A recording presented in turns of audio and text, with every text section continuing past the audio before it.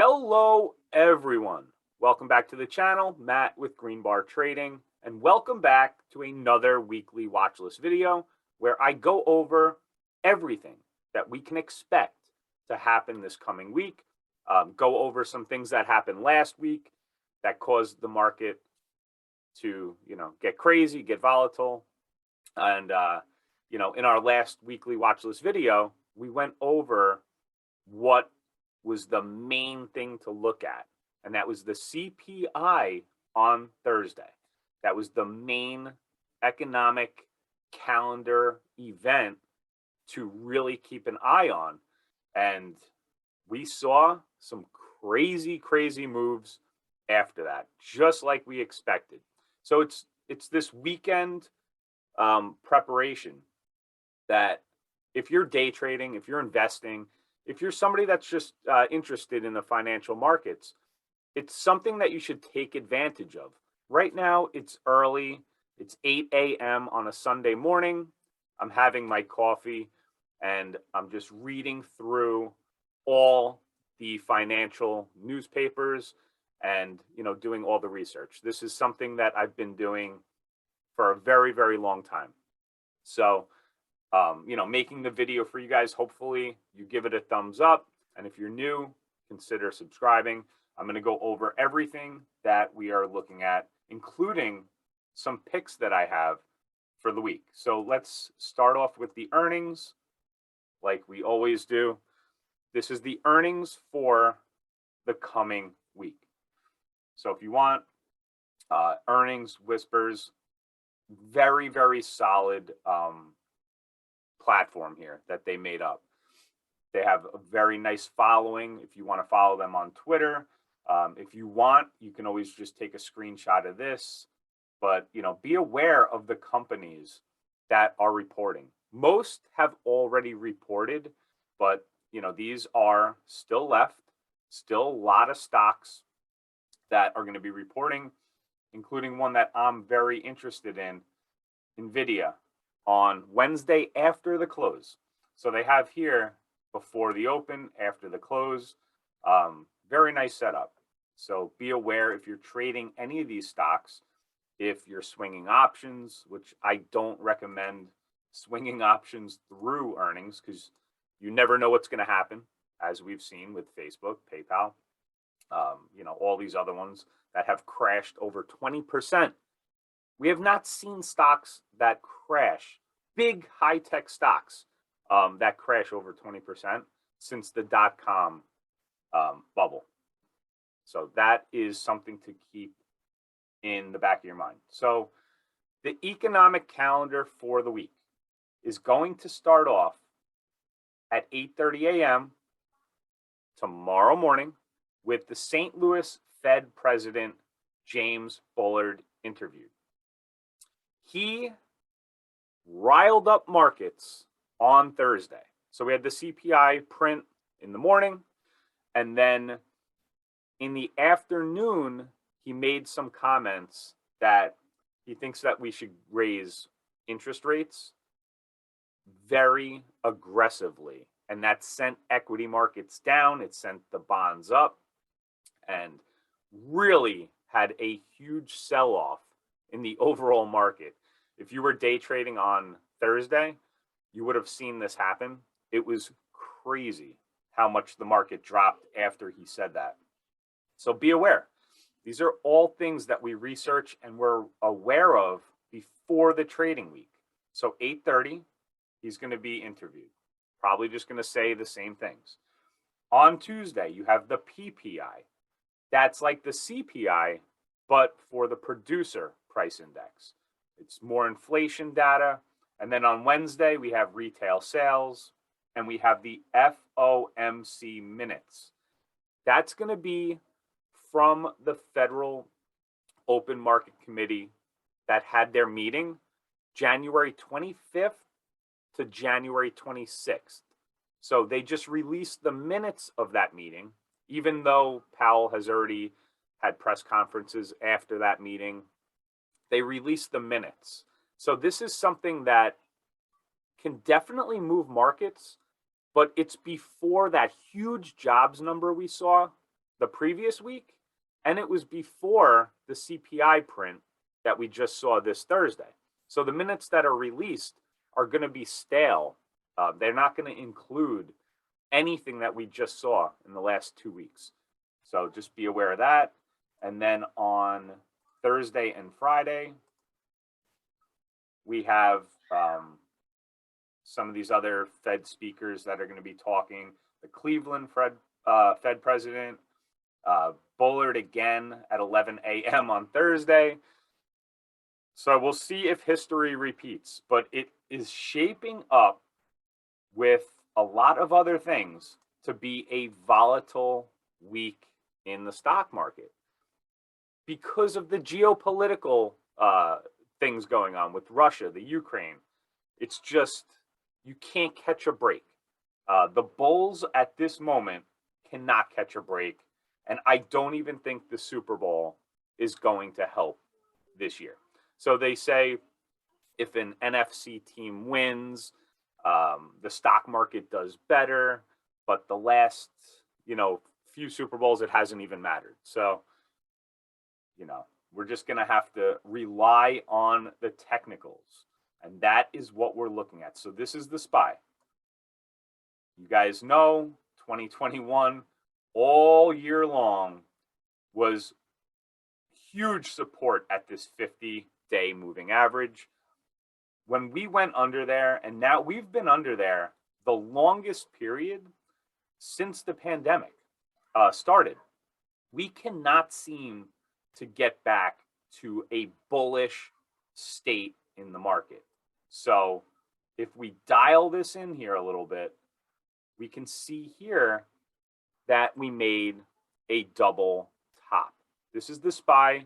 This is the S&P 500 ETF. Double top.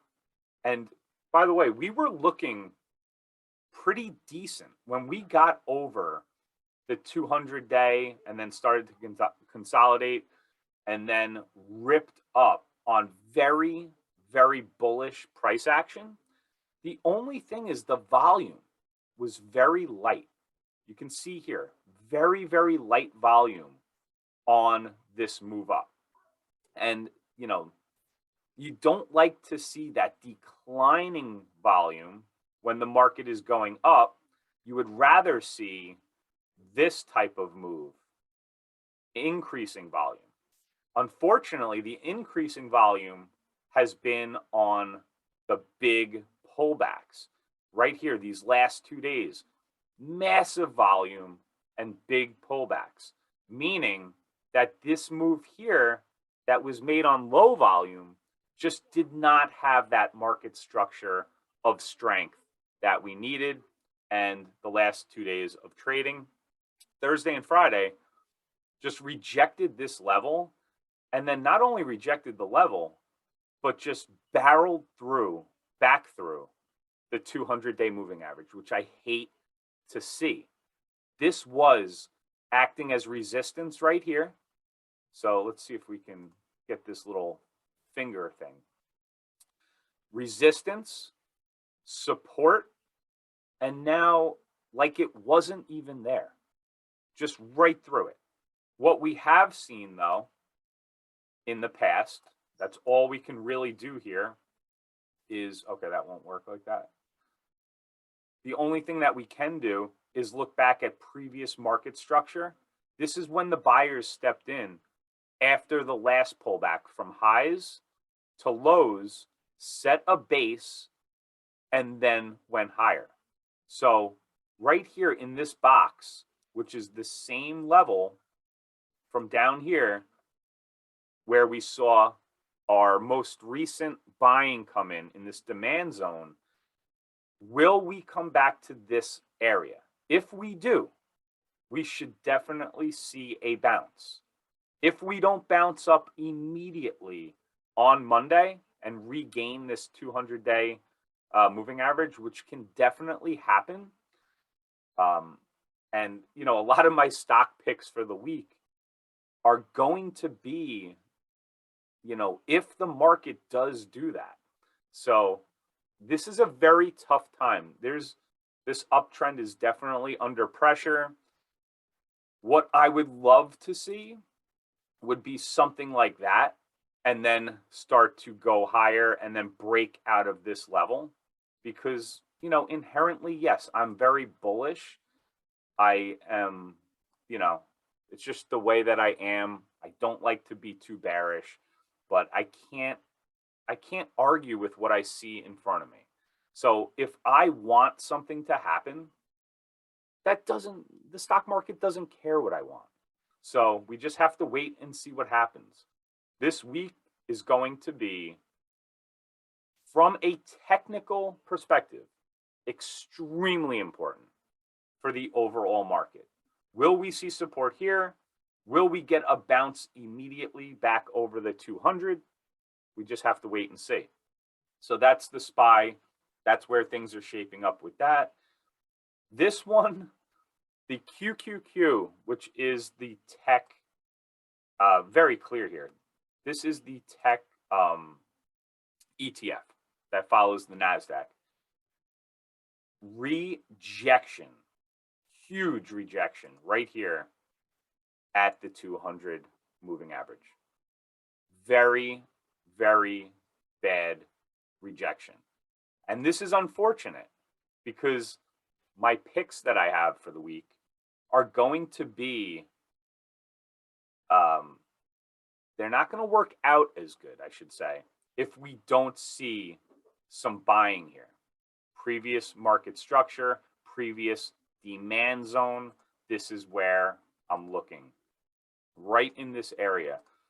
Hopefully we see some buying here. If we don't, the charts are all screwed up right now. If we don't see support here, we can keep coming down. So this is going to be, like I said, very, very interesting week.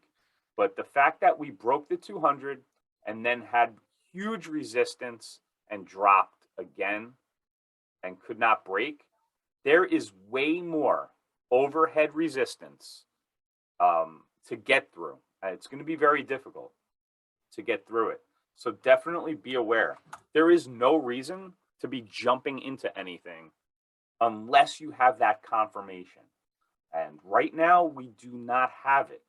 If anything, the market to me is looking like it wants to make lower lows and lower highs.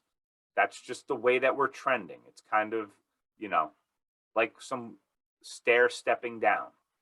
This looks to me like it could go even lower. But like I said, this is where we've seen previous support. So I'm going to be watching, this area around here, around the 4,300 for the ES. We'll see if that holds up. But right now we're under the 200. If we can't reclaim that pretty fast on Monday, which is what I'm going to be looking for. I'm actually bullish the market, believe it or not. I think we're going to reclaim this 200, and I think it's going to happen pretty quick. So if that doesn't happen, this is our next clear area of support. So you have to know, if you have a bias going into something, that doesn't mean that it's going to happen. Doesn't mean it has to happen. It's just something that, I took notice to. So in this environment, I'm going to give you some picks here. In this environment of high inflation, a more hawkish Fed, you're going to want to park money into more value type of plays. This is not usually a market that's good, especially for long term, putting it into those high valuation tech stocks. There's going to be ones that work out, but it's going to be tough to hold on while those swings are so high. Every time the yields go crazy, the tech sells off. It's very difficult. So you could keep your portfolio, minimize the risk to those that are affected by inflation and a hawkish Fed, which is technology. And that's what we've seen here going on with the QQQ and the sell-off in tech shares. And then, put some money in value plays, those low price to earnings, the low PE type of stocks. They're not as, sexy as those other stocks like Nvidia and, AMD, Tesla, things like that. But, they're probably going to be a little bit safer. And one of those is this ETF here. This is RPV, which is a pure value S&P 500. They take the pure value stocks that make up the S&P 500, and that is why this chart looks much different than the sell-off chart. This is making a series of higher highs and higher lows. We're over the 50, we're over the 20 EMA, and we bounced beautifully over the 200 moving average. So you can see, and you can see here, if you want to look at the volume profile, that is where a lot of investors are parking their money. They're putting their money in value plays. So if you want, you can add this to your watch list. That's why it's on my watch list. We did form a bit of a double top here. So maybe watch for it in this general area. Like I said, higher highs, higher lows. But this is definitely one to keep on watch, because this is where you can tell the institutional investors are parking their money. You want to be where their money is. So that is a safer play.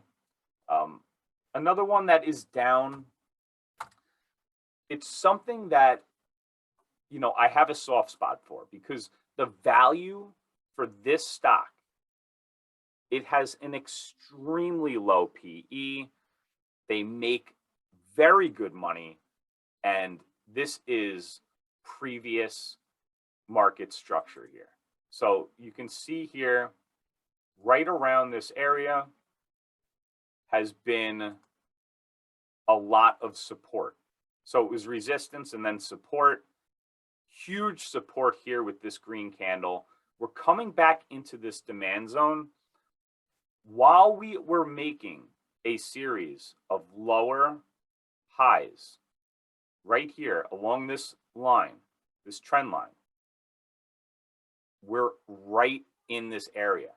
I think this can be a very low risk, longer term type of stock to own and buy at a very, very good value at this point. So that's why ASO is on my list. Right back into demand zone here. It has been trending down, but we are forming a bit of a base. Doesn't want to go much lower than where it went, this 36 area. So this could be a decent buy and hold for a little bit longer than we usually do. Other ones that I really like is DDOG over the 50. Now I'm showing you guys, with the exception of ASO, obviously, these are bullish charts.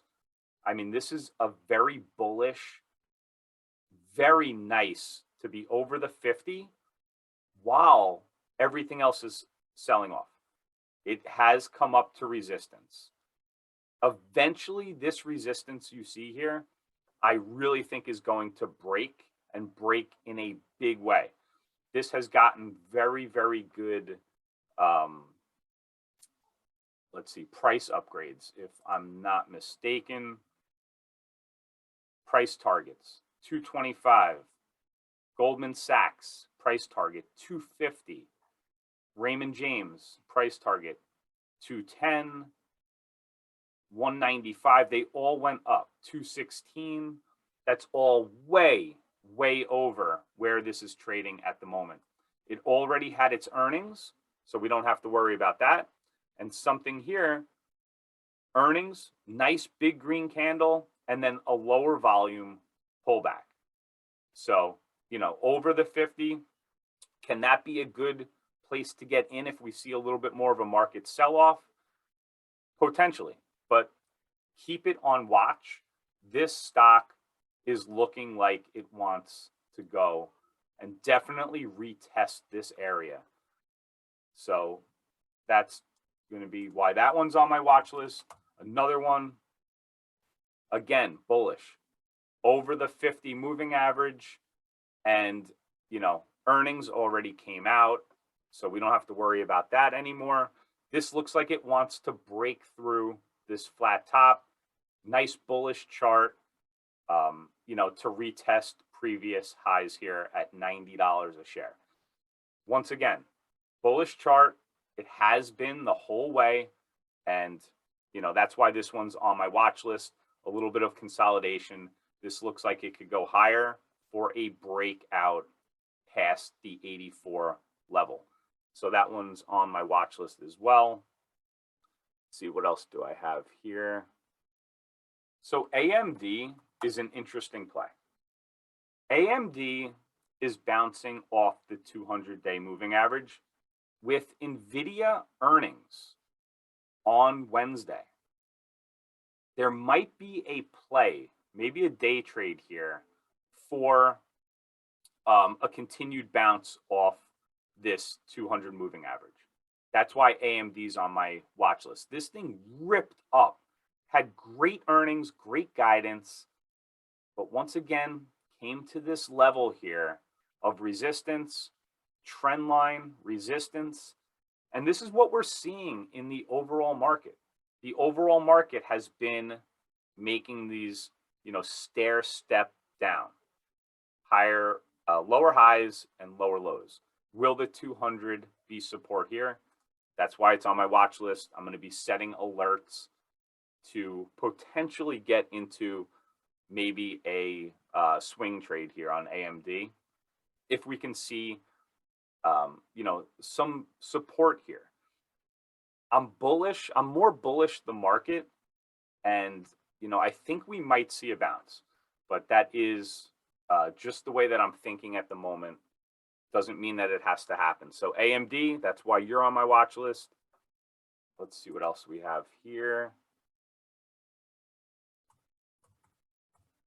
Applied Materials coming into a very nice demand zone, support, coming back down into support. So this one has earnings, so be aware after the market on the 16th.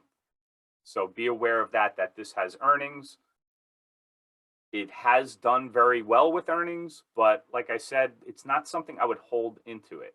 So we are coming into a very nice demand zone, support at the 123, 124 area. Once again, the market in general is going to have to be with us on these bullish plays. If the market doesn't look good and we see, further selling off, the Fed says they're going to raise rates or come out with a statement, Bullard talking on Monday, then, and with the geopolitical risks, if Russia does something that surprises and they actually invade, well, yeah, that's going to send the market down, but it could be a good buying opportunity. We're seeing a lot of stocks really, really coming back down to reality. And this is where I like to get interested and excited to get things at a cheaper price. So that's why these are on my watch list. You can see the watch list here is so red. So at this point, if you do buy the dip, just know that the dip can keep going. So you want to wait for that confirmation before you do so. And if you do buy the dip, do it with, managed risk. Don't go all in all at once. Add to positions as you see maybe a curling up action. So that's it, guys. Our weekly watch list video. Hit the thumbs up for it, and I will see you during the week. Take care, guys.